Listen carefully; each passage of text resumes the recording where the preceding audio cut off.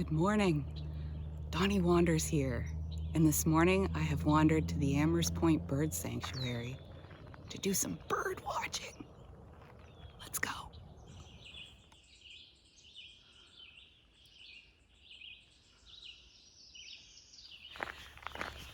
Got my bird watching hat, got some binoculars in my backpack.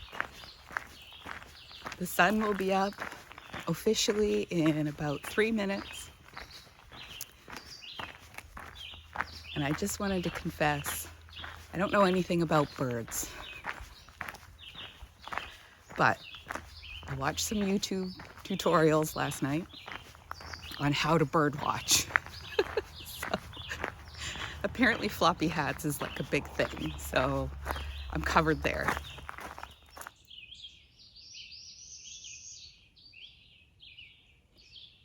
There do seem to be a lot of birds here.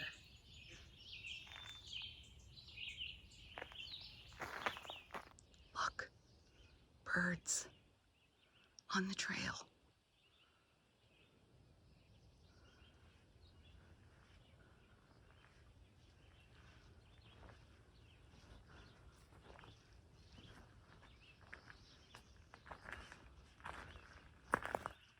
I don't know what they are.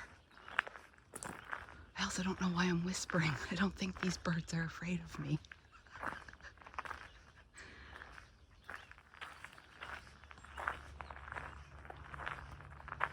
Oh, there's some yellow birds right there. I think they were finches. Oh. If anyone knows what any of these birds are, feel free to leave them in the comments. What's this bird?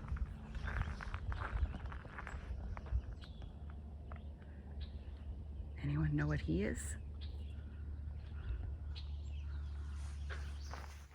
In the late 1800s, a lot of birds in North America were hunted nearly to extinction because of commercial hunting, which was harvesting a lot of wild birds and for eating them, and also for their feathers, because feathers on hats and clothing was very, very fashionable.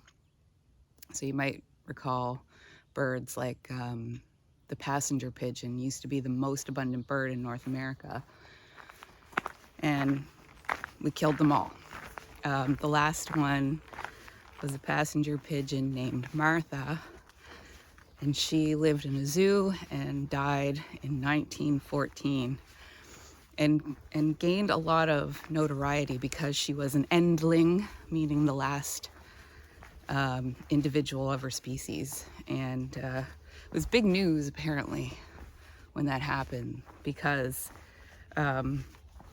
people who saw Martha die, when, older people, when they were younger, they would have seen thousands and thousands of passenger pigeons, and within their lifetime, all of them were wiped out. So Martha's death really struck a chord with people, and there was a bit of a groundswell towards protecting birds, or giving them at least some protection, giving them a little bit of a chance. Also, like, you don't have to kill every single individual of a species. Like, there's no point in doing that. But anyway, you guys know that. So Martha died in 1914, and then 1917, the United States and Canada passed legislation called the Migratory Bird Convention, I think, something like that. And it gave a lot of protection to any migratory birds, which is quite a lot of birds. A lot of them fly south in the winter and back north for the summer. So and then bird sanctuaries sort of became a thing after that. And a bird sanctuary is just a piece of land that's been set aside to not be developed, so that birds have kind of a safe place to go. And this one, the Amherst Point Bird Sanctuary, which is in the Chignecto wildlife area, was established in the 1940s. So it's been here a very long time. There are a lot of birds here. One just flew by my head.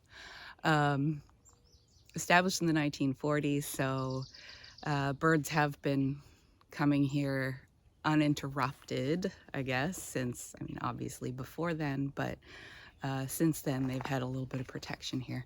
And this is really nice habitat. There's super old trees, like 300-year-old trees in here, and it's on a marshland. There's a couple of water bodies here, and it's on a flyaway, I believe.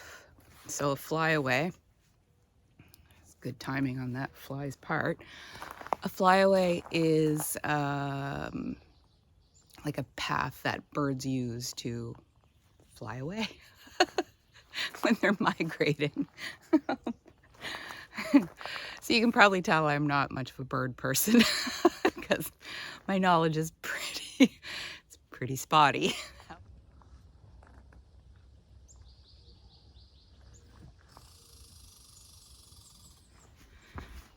If you're a bird watcher, post in the comments below, like what about it appeals to you?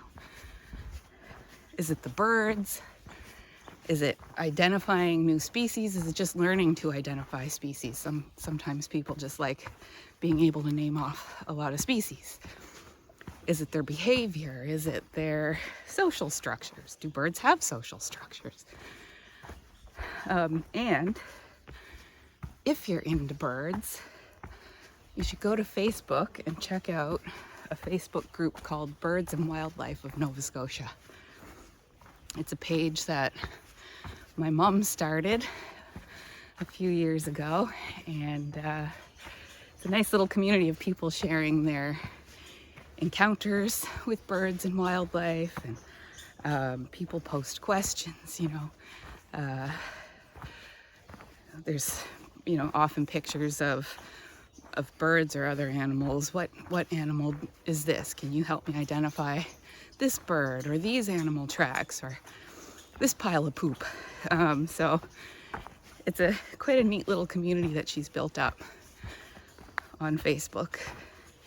Birds and Wildlife of Nova Scotia. Head over and check it out and say hi to Kathy Niggis. I have seen a lot of birds, but I would call this walk, for me, a bird listening. I'm bird listening today, not bird watching. A lot of birds singing in here. I'm starting to understand the appeal of bird watching. There's a bird on the trail.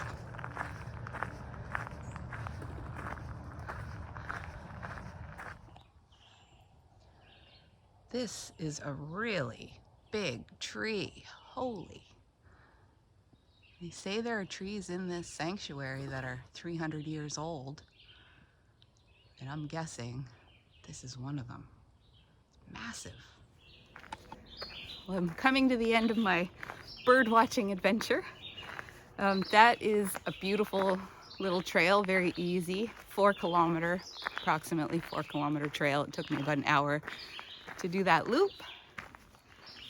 Heard lots of birds, saw a few birds, identified almost no birds.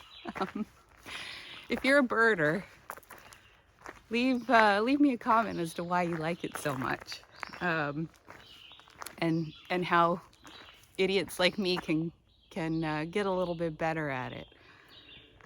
Thank you for watching, and Donnie Wanders. We'll see you in the next one.